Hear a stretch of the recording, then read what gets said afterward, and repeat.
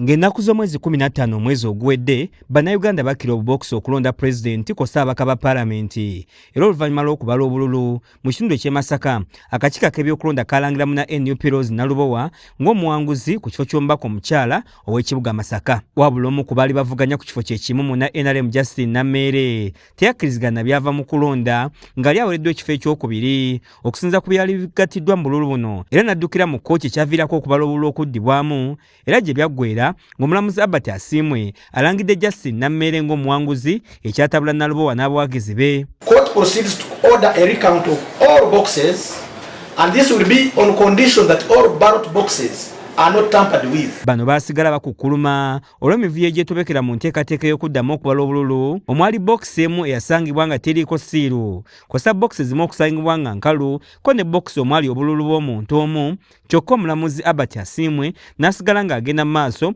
n'enteekateeka y'okubala obululu. Mu mbeera eno Rose Nalubowa ng'ayita mu bannamateeka be yeekubira omulanga mu kkooti enkulu nga baagaleddemu yeekenneenye ensala y'omulamuzi Albert Asimwe. So twagala okubategeeza bassebo ne bannyabo Uganda yonna gye muli titetutudde kyannaku nti olunaku lw'eggulo gazeeti yafulumye ng'egaseetinze omuntu gwe mumanyi obulungi nti teyalondebwa bannansi teyalondebwa bannamasaka wabula yalondebwa kkooti.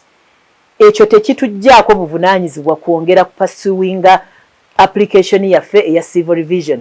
Kyokka olunaku olw'eggulo Rose Nalubowa ne bapulida be baggyeyo omusango guno nga bagamba nti omulamu Simon Peter Kinobe yaweereddwa omusango tasobola kugula na mazima na bwenkanya kubanga muna NRM lukulwe eyeetaba ne mu kamyufu ak'ekibiina gye bivuddeko. Olwali abawagizi b'ekibiina kya NUP nga tebasalikako musale bavudde mu mbeera ne beekalakaasa ng'abanja obuwanguzi bwa Rose Nalubowa bwe bagamba nti bafutyankibwa omulamuzi Albert Asimwe.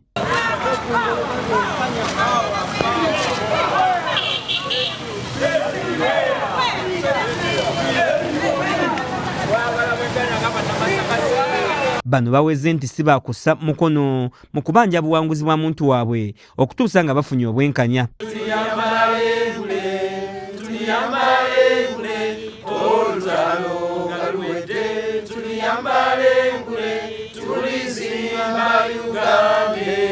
Yo omukwanaganya wa NUP mu Bendonuli y'e Masaka Florence Namayanja ategeeza nti beetegese ekimala okujja Nammeere ku kifo kye bamulangiriddeko ng'omubaka w'ekibuga Masaka. Era twatandise dde okuŋŋaanya obujulizi nga tubujjira ddala ku bantu ku polling stations.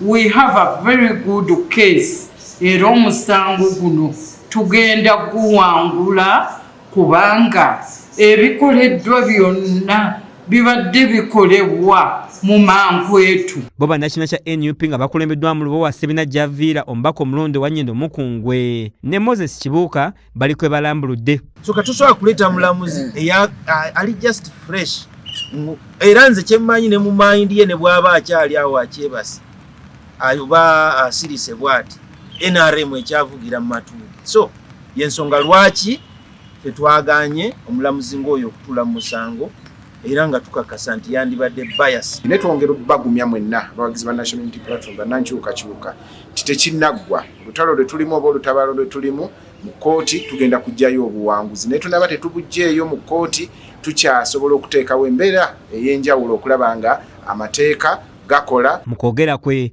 Rose Nalubowa atangazizza ku nsonga ezaabaliriza okuggyayo omusango gwe baatwala mu kkooti enkulu nga bwakanya omulamuzi Albert Asimwe okulangirira Justin Nammeere ku kifo ky'omubaka omukyalo w'ekibuga Masaka. Ffe tuli Baganda baga nti eyali abojjeddwa ku musota bw'olaba omunye okola ki? Omusota gwabadde gwakamala otubojja mu rikawunti eyakoleddwa omulamuzi Asimwe Albert.